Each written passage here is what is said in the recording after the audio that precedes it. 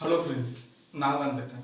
Actually Iran versus Israel இந்த ஒரு tension வந்து அடுத்து உலக போர் 3வதுக்கு வந்துட்டு கொண்டு போகும் அப்படின்ற ஒரு விஷயம் பார்க்கப்படுது. ரீசெண்டாக நான் ஒரு 3 நாளைக்கு முன்னாடி ஈரான் வந்துட்டு இஸ்ரேல கிட்டத்தட்ட 300க்கும் மேலான மிசைல்ஸை அனுப்பி தாக்கியிருக்காங்க அப்படின்ற ஒரு விஷயம் சொல்லியிருந்தேன். பட் இந்த 3 நாளைக்கு அப்புறமா இப்போ இஸ்ரேல் என்ன ஒரு முடிவு எடுத்திருக்காங்க அப்படின்றத இந்த ஒரு வீடியோல முழுக்க முழுக்க பார்க்க போறோம். ஸோ இந்த ஒரு விஷயத்த இஸ்ரேல் இந்த 3 நாள்ல நிறைய வார் கேபினெட் வந்து அரேஞ்ச் பண்ணி நிறைய அபிஷியல்ஸ் வந்துட்டு அந்த கேபினெட்ல வந்துட்டு என்ன பண்ணலாம், நம்ம தாக்கிட்டாங்க, ஸோ திரும்பியும் வந்து நம்ம ஈரானுக்கு எப்படி பதிலடி கொடுக்க போறோம் அப்படின்ற ஒரு டிஸ்கஷன் கிட்டத்தட்ட 2 நாள் வரைக்கும் போச்சு. ஸோ நேற்றுக்கு ஒரு நாள் ஒரு முடிவு எடுத்திருக்காங்க இஸ்ரேல். அந்த ஒரு முடிவு இன்னைக்கு இஸ்ரேல் ஈரானுக்கு அகேன்ஸ்டா ஒரு விஷயத்த பண்ணியிருக்காங்க. அது என்ன பண்ணியிருக்காங்கன்றது தான் இந்த ஒரு வீடியோல தெரிஞ்சுக்க போறோம். அது மட்டும் இல்லாம ஈரான் வந்து இஸ்ரேலை தாக்கிச்சு, ஓகேங்களா? ஸோ இஸ்ரேல் வந்துட்டு அதுக்கு பதிலடி கொடுத்துச்சு அப்படின்னாக்கா ஈரான் வந்துட்டு அதுக்கு இன்னும் இதை விட 100 மடங்கான ஒரு திருப்பியும் வந்துட்டு ஒரு நாங்க அடிப்போம், ஸோ இஸ்ரேலே இல்லாம ஆக்கிடுவோம்னு சொல்லிட்டு ஈரானோட பிரசிடென்ட் வந்துட்டு ஒரு வார்னிங்கை இஸ்ரேலுக்கு கொடுத்திருந்தாங்க. இந்த ஒரு வார்னிங் கொடுத்தும் இஸ்ரேல் வந்துட்டு இப்போ ஈரானுக்கு அகேன்ஸ்டா ஒரு விஷயத்த பண்ணியிருக்காங்க. இந்த 3 நாள் பயங்கரமான டிஸ்கஷனுக்கு அப்புறமா எடுக்கப்பட்ட முடிவு தான் இப்போ இஸ்ரேல் இதை பண்ணிக்கிட்டு இருக்கு. ஸோ அப்படி என்ன பண்ணாங்கன்றது தான் இந்த ஒரு வீடியோல தெரிஞ்சுக்க போறோம். ஸோ வாங்க ஈரான் அண்ட் இஸ்ரேல் இந்த வார் டென்ஷனுக்கான ஒரு அப்டேட் தான் இந்த ஒரு வீடியோல தெரிஞ்சுக்க போறோம். ஸோ வாங்க வீடியோக்குள்ள போகலாம். நான் தான் உங்களோட AB and welcome to our channel. இன்னும் நம்ம சேனல் சப்ஸ்கிரைப் பண்ணலாம், உடனே சப்ஸ்கிரைப் பண்ணிக்கோங்க. பிகாஸ் நம்ம சப்ஸ்கிரைபர் எல்லாருக்குமே தெரிஞ்சதுதான் இந்த வருஷத்துக்குள்ள 1000 சப்ஸ்கிரைபர் ரீச் பண்றதா நம்மளோட கோல். ஆல்மோஸ்ட் நம்ம 700 தாண்டி போய்கிட்டு இருக்கோம். ஸோ உங்களோட சப்போர்ட் இந்த சப்ஸ்கிரைபர்ன்ற ஒரு விஷயத்துல காமிச்சிக்கோங்க. ஸோ ஃபர்ஸ்ட் விஷயம் எங்க இருந்து ஆரம்பிக்கலாம் அப்படின்னு பார்த்தீங்கன்னா, இப்போ ரீசெண்டா ஒரு சின்னதா ஒரு ப்ரீவியஸான ஒரு வீடியோல நான் பேசின சில விஷயங்கள் சொல்லிடலாம். பட் டேரக்டா நிறைய பேர் இந்த வீடியோவை நீங்க பார்த்தீங்கன்னா இதோட கண்டினியூட்டி புரியாது அப்படின்னு சொல்லி, ஸோ ஒரு 3 நாளைக்கு முன்னாடி ஆல்மோஸ்ட் ஒரு 4 நாளைக்கு ரம்ஜான் முடிஞ்சு ஈரான் வந்துட்டு முதல் முறையா வரலாறுலேயே முதல் முறையா இஸ்ரேல்ல வந்துட்டு தாக்கியிருக்கு. ஸோ இதுக்கு முன்னாடி தாக்குனதே இல்லை. பட் அப்படி அந்த தாக்குதலுமே கிட்டத்தட்ட 300க்கும் மேலான மிசைல்ஸை ஒரே நாள்ல அனுப்பி இஸ்ரேல தாக்கியிருக்கு. இது உலகத்திலே எந்த நாடுமே பண்ணதில்லை. ஸோ வார் நடக்கும், மிசைல்ஸ் அனுப்புவாங்க. பட் இப்படி 300க்கும் மேலான மிசைல்ஸை வந்து அனுப்பி ஒரு நாட்டை தாக்கிச்சு அப்படின்ற ஒரு வரலாறு இது வரைக்கும் எதுவுமே இல்லை. இதுதான் முதல் முறையா ஈரான் பண்ணியிருக்கு. ஸோ இஸ்ரேலையுமே தாக்கியிருக்கு. கிட்டத்தட்ட 300க்கும் மேலான மிசைல்ஸ் இஸ்ரேலை நோக்கி வந்தது. பட் இஸ்ரேல் வந்துட்டு அவங்களோட அயன் டோமை வச்சுக்கிட்டு கிட்டத்தட்ட 99% ஆஃப் மிசைல்ஸை வந்துட்டு நாங்கள் டிஸ்ட்ராக்ட் பண்ணி விட்டோம் அப்படின்ற ஒரு விஷயத்த சொல்லியிருக்காங்க. பட் அதில் மீதி இருக்கிற 1% அப்படின்ற ஒரு மிசைல் இஸ்ரேல்ல விழுந்திருந்தது. இப்போ நீங்க பார்த்துட்டு இருக்கிற அந்த ஒரு போட்டோஸ் தான் இஸ்ரேல்ல இருக்கிற ஈரானோட மிசைல்ஸ். ஸோ ஈரான் தாக்கி இஸ்ரேல்ல விழுந்த இந்த மிசைல்ஸ் தான் எவ்வளோ பெருசா இருக்குன்னு பாருங்க. இவ்வளோ பெரிய மிசைல்ஸ் ஈரான்ல இருந்து கிளம்பி இஸ்ரேலுக்கு வந்து விழுந்திருக்கு, தாக்கியிருக்கு அப்படின்ற ஒரு விஷயம் தெரிஞ்சுக்கங்க. சரி, இந்த ஒரு விஷயம் போன வீடியோல நான் ஒரு 3 நாளைக்கு முன்னாடியே பேசிட்டேன். இந்த ஒரு தொடர்ச்சியா வந்துட்டு ஈரான் தாக்கி ஈரான் ஒரு வார்னிங் இஸ்ரேலுக்கு கொடுத்திருந்தது. என்ன விஷயம் அப்படின்னாக்கா, நாங்க இப்ப தாக்குதல் பண்ணிட்டோம், இந்த தாக்குதல் வெறும் டீசர் தான், இதுக்கப்புறமா நீங்க பதில் தாக்குதல் இஸ்ரேல் கிட்ட இருந்து ஈரானுக்கு வந்துச்சு அப்படின்னாக்கா இதை விட 100 மடங்கான மிசைல்ஸும் 100 மடங்கான தாக்குதலுமே வந்துட்டு இஸ்ரேல் பார்க்க வேண்டிய ஒரு சூழல் வரும் அப்படின்ற ஒரு வார்னிங் வந்து ஈரான் சைட்ல இருந்து கொடுக்கப்பட்டுச்சு. ஸோ இந்த ஒரு வார்னிங் வந்து ஈரான் கிட்ட இருந்து வந்ததுக்கு அப்புறமா இஸ்ரேல் வந்துட்டு என்ன பண்ணா 3 நாள் சைலண்டா இருக்காங்க. இந்த ஒரு வார்னிங் கேட்டதுக்கு அப்புறமா இப்போ அமெரிக்கா வந்துட்டு இஸ்ரேல்ல இருக்கிற பிரசிடென்டான நெத்தன்யாஹூவை பார்த்திருக்காரு.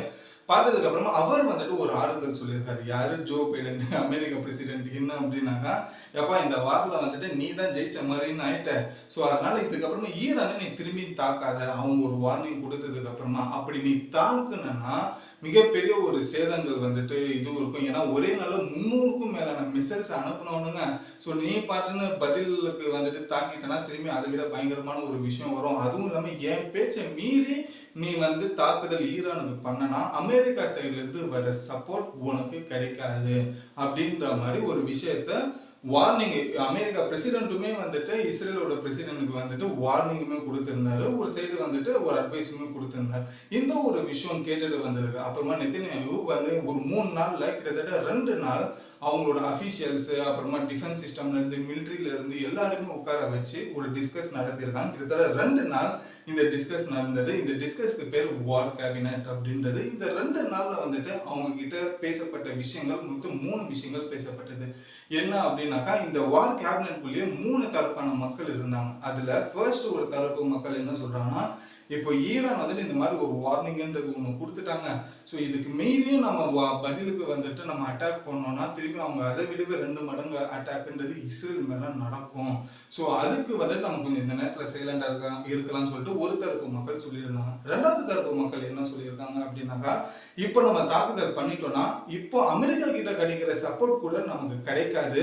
அதுவுமே வந்துட்டு நம்ம அமெரிக்கா சப்போர்ட் இல்லாம டைரக்டா ஈரானையுமே வந்துட்டு நம்ம டைரக்டா வந்துட்டு மோதவும் முடியாது. ஸோ அதனால அமெரிக்கா சொல்றதுனாலயாச்சும் நம்ம கொஞ்சம் சைலண்டா இருக்கும்னு சொல்லிட்டு 2வது தரப்பு மக்கள் சொல்றாங்க. இதை தாண்டி 3வது தரப்பு மக்கள் என்ன சொல்றாங்கன்னா, அந்த வார் கேபினெட்ல நம்மளை அடிச்சிட்டாங்க, இதுக்கு நம்ம தக்க பதிலடி நம்ம கொடுக்கணும், நம்ம கண்டிப்பா இதுக்கான ஒரு வாரை வந்துட்டு பண்ணணும் ஈரான் மேல.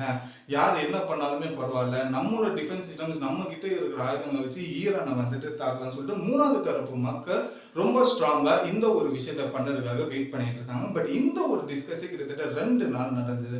அப்புறம் 3வது நாள் ஒரு விஷயத்த வந்துட்டு இது நேத்து வந்துட்டு ஒரு விஷயத்த கன்ஃபர்மேஷன் பண்ணாங்க. சரி, நாங்க வந்துட்டு நேரம் பார்த்து சரியான ஒரு முறையில ஈரானை கண்டிப்பா தாக்குவோம். அது என்னைக்கு என்ன ஏதுன்றது எங்களால சொல்ல முடியாது. பட் இதுக்கான ஒரு பதில் கண்டிப்பா நாங்க வந்து ஈரானுக்கு கொடுப்போம்னு சொல்லிட்டு இது வரைக்கும் அவங்களோட பேச்சை முடிச்சுட்டு பின்னாடியே ஒரு வீடியோ ஒன்று அனுப்பியிருந்தாங்க. இந்த ஒரு வீடியோ வந்துட்டு யூடியூப்ல ஐடிஎஃப் இஸ்ரேலோட டிஃபென்ஸ் சிஸ்டம்ல இருக்கிற அவங்களோட அஃபிஷியல் யூடியூப்ல வந்துட்டு ஒரு வீடியோவை அனௌன்ஸ் பண்ணியிருந்தாங்க. என்ன அப்படின்னாக்கா, ஈரான் என்னென்ன விஷயங்கள் எல்லாமே வந்துட்டு இந்த உலகத்துக்கு அகெயின்ஸ்டா செய்யுது அப்படின்னு சொல்லி பயங்கரமான எடிட்டிங் வச்சு பயங்கரமான அந்த பேக்ரவுண்ட் வாய்ஸஸ் ஸ்பீச் எல்லாம் கொடுத்துட்டு ஒரு வீடியோ ஒன்று அனௌன்ஸ் பண்ணியிருந்தாங்க. அந்த வீடியோவில் வந்துட்டு அவங்க சொல்ல வர்றது என்ன அப்படின்னாக்கா, இந்த ஒரு ஈரான் பொறுத்த வரைக்கும் மிடில் ஈஸ்ட்ல மிகப்பெரிய ஒரு பயங்கரவாதிகளுக்கு சப்போர்ட் பண்ற ஒரு நாடா இருக்கு. உதாரணத்துக்கு வந்துட்டு காசால இருக்கிற ஹமாஸ், லெபனான்ல இருக்கிற ஹிசபுல்லா, அதுக்கப்புறமா ஏமனும் ஈராக்ல இருக்கிற ஹவுத்தி, இவங்களுக்கு எல்லாத்துக்குமே வந்துட்டு அவங்க $1,000,000 வந்துட்டு டொனேஷனா கொடுத்துட்டு அவங்களுக்கு தேவையான ட்ரைனிங் ஈரான்ல இருந்தே கொடுத்துட்டு அவங்களுக்கு தேவையான வெப்பன்ஸ்ல இருந்து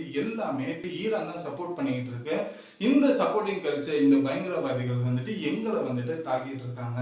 ஸோ இதுக்கு எல்லாத்துக்குமே பிரச்சனை வந்துட்டு மிடில் ஈஸ்ட்ல ஈரான் மட்டும்தான் அப்படின்னு சொல்லி இது ஒரு குற்றச்சாட்டா வைக்கிறாங்க. அந்த வீடியோல 2வது குற்றச்சாட்டு என்ன வைக்கிறாங்க அப்படின்னாக்கா, ட்ரக்ஸ், இந்த பிளாக் மார்க்கெட்ல ட்ரக்ஸுக்கு வந்துட்டு இது ரொம்ப பெரிய ஒரு சப்போர்ட்டா ஈரான் இருக்கு. அதனால தான் இவங்களுக்கு இவ்வளோ பெரிய ஒரு பணம்ன்றது ஈரான் கிட்ட இருக்கு அப்படின்ற ஒரு விஷயத்தையுமே வந்துட்டு இஸ்ரேல் அந்த ஒரு வீடியோல வந்துட்டு சொல்லியிருந்தாங்க. பட் இதுக்கெல்லாம் ப்ரூஃப் இருக்கான்னு கேட்டா இது வரைக்குமே அவங்க ஒரு ப்ரூஃப் ஓடுன்றது கொடுக்கல. இது எல்லாமே இவங்க பண்றாங்க, இவங்கனாலதான் இப்படி நடக்குது அப்படின்ற ஒரு விஷயத்தை தான் சொல்றாங்க. அதை தாண்டி ஒரு கம்ப்ளீட்டான வித் ப்ரூஃபோட இந்த வீடியோ கொடுத்துருக்காங்களான்னு கேட்டா இப்போதைக்கு அந்த வீடியோ பார்த்தது வரைக்குமே தெரியல.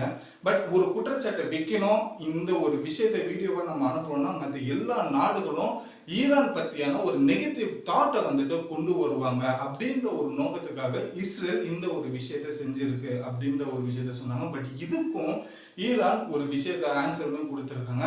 நெதன்யாவை பொறுத்த வரைக்கும் எல்லாருக்கும் தெரிஞ்ச ஒரு விஷயம் தான். ஸோ அவர் வந்துட்டு இப்போ மிடில் ஈஸ்ட்ல இருக்கிற எல்லாரையுமே வந்துட்டு ஈரானுக்கு அகைன்ஸ்டா மாத்த பாக்குறாரு. பட் ஈரான் எப்படிப்பட்ட நாடு, நாங்க எப்படிப்பட்டவங்கன்றது எங்களை சுத்தி இருக்கிற எல்லா நாடுகளுக்குமே தெரியும். இஸ்ரேல் கொடுத்த இந்த வீடியோ சில பேர் நம்பலாம், சில பேர் எங்களை பத்தி தெரிஞ்சவங்க இதை கண்டிப்பா நம்ப மாட்டாங்க அப்படின்ற ஒரு பதிலடியுமே ஈரான் கொடுத்திருந்தாங்க. வீடியோ பார்த்ததுக்கு அப்புறமா இப்போ டர்க்கியில இருக்கிற பிரசிடென்ட்டுமே வந்துட்டு ஈரான் பக்கம் சப்போர்ட் கொடுத்திருக்காரு. என்ன அவர் சொல்லியிருக்காருன்னா, இந்த ஒரு விஷயம் மிடில் ஈஸ்ட்ல நடக்கிற டென்ஷன் முதல்ல ஆரம்பிச்ச காரணம் யாருன்னா இஸ்ரேல் தான்.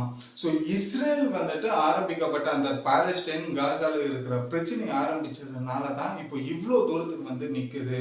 இதனால வந்துட்டு ஈரானுக்கு அகைன்ஸ்டா எல்லா நாடுகளும் மாறுறதுல எந்த ஒரு நியாயமும் கிடையாது. எந்த பக்கம் நியாயம் இருக்கு அப்படின்ற ஒரு விஷயத்தை இந்த உலகத்துல இருக்க எல்லாருக்குமே தெரியும் அப்படின்னு சொல்லி டர்க்கிஷ் வந்துட்டு அவங்களோட சப்போர்ட்டை ஈரானுக்குன்ற ஒரு விஷயம் கொடுத்துருக்காங்க. பட் ஆப்வியஸ்லி ஒரு விஷயம் ஓப்பனா சொல்லணும்னாக்கா, இந்த இஸ்ரேல் வந்துட்டு காசாவை முதல்ல பாலஸ்தீனை முதல்ல தாக்குனாங்கல்ல, ஹமாஸோட வார் நடந்தது இல்லையா? இந்த ஹமாஸோட வார் ஆரம்பிக்கும் போதே இஸ்ரேல் ஒரு மாஸ்டர் பிளான் பண்ணதுதான். என்ன அப்படின்னாக்கா, இஸ்ரேலுக்கு இருக்கிற முதல் எதிரி எதுன்னு பாத்தீங்கன்னா ஈரான் மட்டும்தான். பட் இந்த ஈரான் இந்த ஹமாஸை தாக்குனதுக்கு அப்புறமா ஹிசபுல்லா, ஹவுதி அப்படின்னு லெபனான் சைட்ல இருந்து, ஈராக் சைட்ல இருந்து வருவாங்க. ஸோ அவங்களையும் நம்ம தாக்குனதுக்கு அப்புறமா ஈரான் ஆட்டோமேட்டிக்கா இந்த வார்ல வந்ததுக்கு அப்புறமா நம்ம ஈரானை ஒழிச்சிடலாம் அமெரிக்காவை சப்போர்ட் வச்சுக்கிட்டு அப்படின்ற ஒரு மாஸ்டர் பிளான் இஸ்ரேல் ஆல்ரெடி போட்டது தான். பட் அதுதான் இன்னைக்கு இஸ்ரேல் போட்ட மாஸ்டர் பிளான் நிறைவேறி இருக்கு அப்படின்றது சொன்னா. ஸோ ஆப்வியஸ்லி இஸ்ரேல் வந்துட்டு எதிர்பார்த்த ஒரு விஷயம் தான், ஈரான் இந்த வார்க்குள்ள வரணும், இஸ்ரேல் வந்துட்டு அமெரிக்காவோட சப்போர்ட்னால வச்சுக்கிட்டு ஈரானை வந்து தாக்கி முழுசா அழிக்கணும். ஸோ இதுதான் இஸ்ரேலோட பிளானாவே இருந்தது. பட் ஈரானுக்கு ரஷ்யா மிகப்பெரிய ஒரு சப்போர்ட் இருக்கு, அது அடுத்த விஷயம். இன்கேஸ் இது 3வது உலக போரா மாறிச்சுன்னா இது ஈரான் விசஸ் இஸ்ரேல தாண்டி அமெரிக்கா விசஸ் ரஷ்யா அப்படின்ற ஒரு விஷயத்துக்கு தான் ஆட்டோமேட்டிக்கா அது சேஞ்ச் ஆகுன்றது எந்த ஒரு டவுட்டுமே இல்லை. இப்போ இந்த அடுத்த ஒரு போர் வருமா வராதான்றது ஈரான் கையில கூட இல்லைங்க, இஸ்ரேல் கையில தான் இருக்கு. இஸ்ரேல்ல இருக்கிற பிரசிடென்ட் கையில தான். அவர் அடுத்த ஒரு தாக்குதல் பண்ணிட்டாங்கன்னா ஈரான் திரும்பி ஒரு தாக்குதல் பண்றதுக்கு ரெடியா இருக்கு. ஸோ இப்போ அந்த பிரசிடென்ட், இஸ்ரேல்ல இருக்கிற அந்த பிரசிடென்ட் எடுக்கிற முடிவு தான் இந்த உலகம் அமைதியா இருக்கணுமா, அமைதியா இல்லாம அடுத்த ஒரு உலக போரை பார்க்கணுமான்றது அவர் கையில தான் இருக்கு. ஸ்டில் அவர் என்ன பண்ணுவான்னு ஆல்மோஸ்ட் ஒரு 3 நாள் சைலண்டா இருக்காங்க. இப்போ ஈரானுக்கு அகைன்ஸ்டா ஒரு வீடியோ போட்டிருக்காங்க. அடுத்த ஒரு தாக்குதல் இஸ்ரேல்ல இருந்து ஈரானுக்கு வந்துடுச்சுனாலே முடிஞ்சு போச்சு. அடுத்த ஒரு வார் ஆரம்பிக்கிறதுக்கான மொத்த ஒரு அம்சமும் பக்காவா இருக்கு. ஸோ வெயிட் பண்ணி பார்ப்போம். ஸோ நீங்க என்ன நினைக்கிறீங்க, இந்த 3வது உலக போர் அப்படி வந்தா இஸ்ரேல் விசஸ் ஈரானா இருக்குமா, இல்ல அமெரிக்கா விசஸ் ரஷ்யாவா இருக்குமான்றது உங்களோட கருத்தை கமெண்ட் சொல்லுங்க. ஸோ இந்த வீடியோவும் இந்த அப்டேட்டும் புதுசாக இருந்ததுனால உங்களுக்கு அப்டேட்டாக இருந்தால் லைக் பண்ணிக்கோங்க. இன்னும் நம்ம சேனல் சப்ஸ்கிரைப் பண்ணலாம், உடனே சப்ஸ்கிரைப் பண்ணிக்கோங்க. அப்புறம் இது போல புது அப்டேட்ஸும் உலகத்தில் நடக்கிற எல்லா விஷயங்களும் நீங்களுமே ரொம்ப சிம்பிளா 10 நிமிஷத்துல தெரிஞ்சுக்கலாம். ஒரு ஃப்ரெண்ட் கிட்ட பேசுற மாதிரி தெரிஞ்சுக்கலாம். ஸோ உங்களோட சப்போர்ட்டை சப்ஸ்கிரைப்ன்ற ஒரு விஷயத்துல காட்டுங்க. இந்த வீடியோ முடிச்சுட்டு நானும் கடையை மட்டும் கிளம்புறேன். And then bye bye AB.